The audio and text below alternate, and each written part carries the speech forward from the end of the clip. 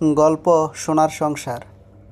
নয়নপুর গ্রামের ধুলো উড়ানো আঁকাবাঁকা মেঠো পথ ধরে যখন আরিয়ানের রিকশা এসে থামল, তখন তপ্ত দুপুরের সূর্যটা ঠিক মাথার উপর অগ্নিবৃষ্টি ঢালছে।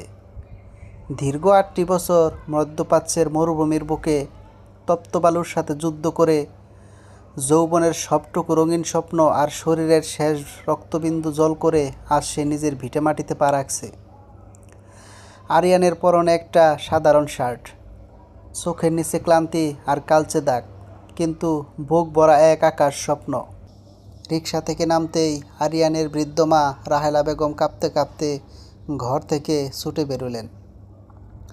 8 বছর পর ছেলেকে দেখে মায়ের চোখের কোণ বেয়ে আনন্দের অশ্রু গড়িয়ে পড়ল। তিনি আরিয়ানকে জড়িয়ে ধরে বলতে লাগলেন, বাবা, তুই একটা খবরও দিলি না, হুট করে চলে এলি। তোর শরীরটা এত শুকাইয়ে গেছে কে বাবা? ঠিকমতো খাইতি না? কিন্তু এই পবিত্র ভালোবাসার দৃশ্যের মাঝেও বড় বউ শায়লার চোখ দুটো ছিল অন্য কোথাও, আরিয়ানের হাতের দামি লাগেজ আর পরনের কাপড়ের দিকে। সে মনে মনে হিসাব করছিল, স্বামী কত টাকার সোনা এনেছে। কুশল বিনিময়ের আগেই শায়লা আরিয়ানের কান ভাঙানো শুরু করলো। ওগো, তুমি আসলা, কিন্তু তোমার আদরের ছোট ভাই আসিফের বউ তো ঘরের মধ্যে ঢং নিয়ে পইরা আছে। কাজের ডরে অসুস্থতার বাহানা করে বাপের বাড়ি গিয়ে বসে আছিল। অহন তুমি আসছো যে নেই, আবার ঢং করতে চলে আইছে। আরিয়ান সরল মনে স্ত্রীর কথায় বিশ্বাস করল। সে প্রবাসে থেকে ভাবত শায়লাই হয়তো ঘর আগলে রেখেছে। সে জানতো না এই সংসারে আসিফ আর তোয়া কতটা নিগৃহীত। ঠিক তখনই আরিয়ানের শ্যালক রনি কোথা থেকে এক গাল চাটুকারিতার হাসি নিয়ে হাজির হলো। আরিয়ানের মাথার উপর ছাতা ধরে সে বলতে লাগলো, ও দুলাভাই, কেমন আছেন? বাতাসে আমি পবিত্র গন্ধ পাইছি যে আমার দুলাভাই দেশে আইছে। দুনিয়ায় শালা দুলাভাইয়ের সম্পর্কের উপরে কোনো বড় সম্পর্ক নাই। আপা, দুলাভাইয়ের জন্য গরম পানি কর, পা ধুয়ে দেই। রনির অতি ভক্তি দেখেই বোঝা যাচ্ছিল তার উদ্দেশ্য দুলাভাইয়ের পকেট ও লাগেজ ফাঁকা করা। রাতের বেলা ঘরের টিমটিমে আলোর নিচে আরিয়ান যখন প্রবাস থেকে আনা লাগেজটা খুলল, তখন সেই লোভী ভাঙনের আসল চেহারাটা উন্মোচিত হলো। আরিয়ান তার বৃদ্ধা মা রাহেলা বেগমের জন্য এনেছে একটি তসবিহ আর জায়নামাজ। মা তা কপাল ঠেকিয়ে কেঁদে ফেললেন। এরপর আরিয়ান বের করলো একটা নামি ব্র্যান্ডের চকচকে ঘড়ি আর দুটো সুন্দর গেঞ্জি, যা সে অনেক শখ করে ছোট ভাই আসিফের জন্য কিনেছিল। আসিফ পরম মমতায় ঘড়িটা হাতে নিতেই রনি সেটা এক ঝটকায় কেড়ে নিল। সে মুখ বাঁকিয়ে বলল, দুলাভাই, এই ঘড়িটা তো আমার দারুণ পছন্দ হয়েছে, এটা আমি নিলাম। আসিফ তো মাঠে ঘাটে কামলা খাটে, রোদে পড়ে রোয়া রয়, ও এত দামি ঘড়ি পইরা কি করব? ওরে আপনার বিদেশ থেকে আনা পুরনো ছেঁড়া ফাটা জামা কাপড়গুলো দিয়া দেন, ওতেই ওর চলব। শায়লাও ভাইয়ের সুরে সুর মিলিয়ে অন্ধ আরিয়ানকে বলল, হ্যাঁ গো, রনি ঠিকই কইছে, মাঠে কাজ করা চাষা পোষা মানুষের এত বাবুগিরি সাজে না, ও ঘড়ি পড়লে মানুষ হাসব। আসিফ তার বড় ভাইয়ের চোখের দিকে তাকালো। তার চোখের কোণ তখন এক ফোঁটা জল এসে পড়ল। সে আশা করেছিল আরিয়ান হয়তো রনিকে থামাবে, বলবে, না, এটা আমার ছোট ভাইয়ের শখের জিনিস। কিন্তু আরিয়ান চুপ করে রইল, যেন শায়লা আর রনির কথাই চরম সত্য। আসিফ একটা দীর্ঘশ্বাস ফেলে ঘড়িটার দিকে শেষবার তাকিয়ে বলল, থাক ভাইজান, আমার কিছু লাগবে না। তুমি এত বছর পর দেশে ফিরছ, তোমার অক্ষত দেখতে পাইছি, আমার মনটা জুড়াই গেছে। আমার উপহারের দরকার নাই। সবচেয়ে বড় আঘাতটা এলো তখন, যখন আরিয়ান তোয়ার জন্য আনা সোনার গহনাটা বের করল। তোয়া দীর্ঘদিন ধরে অসুস্থ, তার কোনো সন্তান হচ্ছিল না বলে শায়লা প্রতিদিন তাকে বাজা বলে খোঁটা দিত। আরিয়ান ভেবেছিল এই উপহারটা পেলে ছোটো ভাইয়ের বউটা একটু খুশি হবে। কিন্তু শায়লা ছু মেরে গহনার বাক্সটা রনির হাতে দিয়ে বলল, এই বাজারে কেউ কাউকে সোনা উপহার দেয়? তোয়া তো ঘরে বসেই থাকে। রনি, এটা তুই তোর হবু বউয়ের জন্য রাখ। তোয়া দরজার আড়াল থেকে দেখল তার আত্মসম্মান কিভাবে ধুলোয় মিশে যাচ্ছে। তার চোখ ফেটে জল এলো, কিন্তু সে নিজের কান্না চেপে ঘরের ভেতরে এসে শান্ত গলায় বলল, ভাইজান, আপনি যে আমার মতো একটা নগণ্য মানুষের কথা মনে রাখছেন, বিদেশ থেকে আসার সময় গহনা আনছেন, তাতে আমি খুশি। আমার আর কিছু লাগবে না ভাইজান, আপনি শুধু আমাদের জন্য দোয়া করেন। এই বলে তোয়া ঘরের কোণে গিয়ে ফুপিয়ে কেঁদে উঠল। পরের দিন দুপুরে আসিফ মাঠে তীব্র রোদে কাজ করে ক্ষুধার্ত পেটে যখন ঘরে ফিরল, তখন শায়লা ভাতের হাঁড়ি টেনে নিয়ে চিৎকার করে উঠল, খবরদার আসিফ, টেবিলে বসবা না। আগে আমার স্বামী আর আমার ভাই রনি খাইব, তারা ভদ্র মানুষ, তারপরে তুমি খাইবা। গায়ে ধুলোবালি আর ঘাম নিয়ে টেবিলে আসছো কেন? যাও, বাইরে গিয়ে বসে থাকো, পরে যা থাকে খাইও। আসিফের শ্বশুর মাজেদ আলী সেদিন তার জামাই আর মেয়েকে একটু দেখতে এসেছিলেন। শায়লা আর রনি তাকেও রেহাই দিল না। রনি মাজেদ আলীকে সবার সামনে অপমান করে বলল, কি মিয়া ভাই, বিদেশি পার্টি বাড়িতে আইছে যে নেই, বোনের ভাগ বসাতে আর লাগেজ খালি করতে চইলে আইছেন, লজ্জা করে না? এই অপমানে মাজেদ আলী চোখ ভিজে গেল। আসিফ আর সহ্য করতে পারল না। সে রনিকে ধমক দিতেই শায়লা নাটকীয়ভাবে এক বোতল কীটনাশক এনে আরিয়ানের সামনে আছড়ে ফেলল। সে চিৎকার করে বলল, 24 ঘন্টার মধ্যে যদি এই বাড়ি আর সম্পত্তি আলাদা না করো, এই আসিফ আর তার বউকে যদি ঘাড় ধাক্কা দিয়ে বের না করো, তবে আমি বিষ খেয়ে মরব। তোমার ভাই আমাদের মারতে চায়। আরিয়ানের বিবেক তখন শায়লার মোহে অন্ধ। সে আসিফকে ডেকে অত্যন্ত কঠোর গলায় বলল, আসিফ, আমি সংসারে অশান্তি চাই না। এই বাড়ি জমি সব আমার প্রবাসের টাকায় কেনা। তুই আমার ভাই হিসাবে এই বাড়িতে থাকতে পারিস, কিন্তু কোনো মালিকানা দাবি করতে পারবি না। একটা কাজের লোক যেমন এক কোণে পড়ে থাকে, তুইও সেইভাবে থাকবি। আসিফের বুকটা যেন এক মুহূর্তে হাজার টুকরো হয়ে ভেঙে গেল। সে আরিয়ানের দিকে তাকিয়ে আর্দ্র গলায় বলল, মিয়া ভাই, তুমি নিজের মুখে এই কথা বললা? তোমার মনে পড়ে তুমি যখন বিদেশ যাও, আমাদের বাবার কোনো টাকা ছিল না। তুমি আমাকে কেঁদে বলেছিলে, আসিফ, তুই আমারে বিদেশে পাঠা। আমি নিজের ভাগের জমিটা পানির দরে বিক্রি করে তোমার বিদেশের টাকা জোগাড় করেছিলাম। তুমি বলেছিলে আমরা দুই ভাই এক, আমার জমি মানে তোর জমি। আর আজ 8 বছর পর বিদেশ থেকে ফিরে বলছো আমি এই বাড়ির কাজের লোক। কোনো প্রতিবাদ না করে আসিফ তার স্ত্রী তোয়াকে বলল, তোয়া চলো, নিজের কাপড়গুলো গুছিয়ে নাও। যে সংসারে আমার মিয়া ভাইয়ের সুখের জন্য আমি নিজের প্রত্যেক জমি বেচে দিতে পারি, সেই মিয়া ভাইয়ের মানসিক শান্তির জন্য আমি আজ এই বাড়িও ছেড়ে দিতে পারি। মিয়া ভাই সুখে থাকুক। বৃদ্ধা মা রাহেলা বেগম আসিফের পা জড়িয়ে ধরে কাঁদলেন, বাবা, তোরা যাস না রে, এই বুড়ি মা কারে নিয়ে বাঁচব। কিন্তু শায়লার হিংস্র চোখের সামনে মায়ের সেই কান্না বাতাসে মিলিয়ে গেল।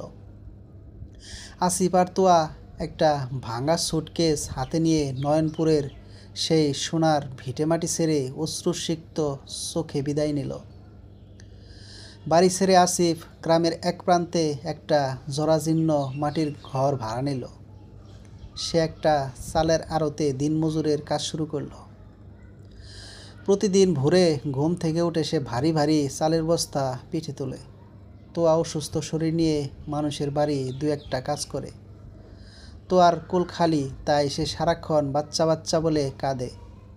সে আসিফকে বলে, ওগো, আমার কানের দুল জোড়া বেচে দাও না, সেই টাকা দিয়ে এতিমখানা থেকে একটা সন্তান নিয়ে আসো। আমি মা ডাক না শুনলে পাগল হয়ে যাব। আসিফ নিজের চোখের জল লুকিয়ে তোয়াকে বুকে জড়িয়ে ধরে বলে, পাগলি, কাঁদিস না, আল্লাহ আমাদের দিন ফারাবে, আমি তোরে সন্তান এনে দেব। একদিন দুপুরে আসিফ যখন ক্লান্ত হয়ে মহাজনের গদির একপাশে বসেছিল, তখন তার খুব ক্ষুধা পেয়েছিল। কিন্তু বাড়ি যাওয়ার সময় নেই, কাস্টমারের ভিড়। সে বুক পকেট থেকে একটা মলিন 20 টাকার নোট বের করে মহাজনের দিকে বাড়িয়ে দিয়ে বলল, মহাজন, একটু ছুরি দেন, এই 20 টাকা দিয়ে একটা পাউরুটি আর 1 কাপ চা খেয়ে আসি। সকাল থেকে পেটে কিছুই পড়ে নাই। মহাজন তাকে ধমক দিয়ে বসিয়ে দিল। তোয়া দূর থেকে স্বামীর এই কষ্ট দেখে আঁচলে মুখ ঢেকে কাঁদতে লাগলো। তবুও আসিফ তোয়াকে সান্ত্বনা দিয়ে বলতো, তোয়া, মন খারাপ করিস না, মিয়া ভাই তো সামান্য সুখের জন্য দেশে আসছে। আমি চাই না আমার জন্য তার মনে অশান্তি হোক। একদিন মিয়া ভাইয়ের চোখের উপর থেকে এই লোভের পর্দা সরে যাবে। সেদিন তিনি ঠিকই আমারে বুকে টেনে নেবেন। ভাই তো ভাইয়ের রক্ত। এদিকে আরিয়ানের 3 মাসের ছুটি শেষ হয়ে এলো। শায়লা আর রনি তাকে তাগাদা দিচ্ছিল আবার প্রবাসে ফিরে গিয়ে টাকা পাঠাতে। আরিয়ান যেদিন এয়ারপোর্টের উদ্দেশ্যে রওনা হবে, তার ঠিক আধ ঘন্টা আগে তার ফোনে একটা আন্তর্জাতিক কল এলো। ওপাশ থেকে কোম্পানির ম্যানেজার অত্যন্ত ঠান্ডা গলায় জানালো, আরিয়ান, আপনার আর আসার দরকার নেই। কোম্পানি বড় ধরনের লোকসানের মুখে পড়েছে এবং 100 জন শ্রমিকের ভিসা বাতিল করেছে। আপনার চাকরিটা আর নেই। আরিয়ানের মাথার উপর যেন আকাশ ভেঙে পড়ল। সে ফোনটা হাত থেকে ফেলে মাটিতে বসে পড়ল। তার চাকরি চলে গেছে শুনে শায়লা আর রনির মুখের সেই চাটুকারিতার হাসি এক মুহূর্তেই মিলিয়ে গেল। শায়লা আরিয়ানের দিকে আঙ্গুল তুলে চিৎকার করে উঠল, চাকরি নাই মানে? মানে কি? এখন ঘরে বসে বসে আমাদের অন্ন ধ্বংস করবা? তাহলে আমার বাপের বাড়ির 3 তলা বিল্ডিংয়ের কাজের বাকি টাকা কে দেবে? রনির ব্যবসার টাকা কে দেবে? রনিও দুলাভাইকে ধাক্কা দিয়ে বলল, বেকার মানুষের ছাতা ধরার সময় আমার নাই, তাড়াতাড়ি চাকরি জোগাড় করেন, নইলে এই বাড়ি খালি করেন। আরিয়ান স্তম্ভিত হয়ে গেল।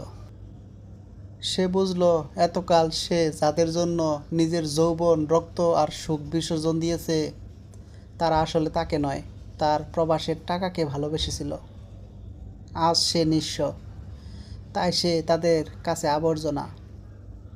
হতাশ অপদস্থ আরিয়ান যখন পাগলের বেশে বাজারের রাস্তা দিয়ে হাঁটছিল, তখন হঠাৎ দেখল তার ছোট ভাই আসিফ রোদে পুড়ে খালি গায়ে একটা বিশাল তেলের ড্রাম মাথায় করে বয়ে নিয়ে যাচ্ছে। আসিফের কপাল বেয়ে ঘাম নয়, যেন রক্তের ফোঁটা ঝরছে। আরিয়ান আর নিজেকে ধরে রাখতে পারল না। সে আসিফের সামনে গিয়ে চিৎকার করে কেঁদে উঠল, আসিফ রে! আসিফ মাথা থেকে ড্রামটা নামিয়ে বড় ভাইকে দেখে মলিন কিন্তু এক অদ্ভুত মায়াবী হেসে বলল, মিয়া ভাই, তুমি এখানে? তোমার তো আজ বিদেশে যাওয়ার কথা, কিন্তু তোমার চেহারা এমন শুকনা লাগছে কেন ভাইজান? শায়লা ভাবি কি কিছু বলছে? সব ঠিক আছে তো? আরিয়ান আসিফের পা জড়িয়ে ধরে বাজারের ধুলোয় বসে হাউমাউ করে কেঁদে ফেলল।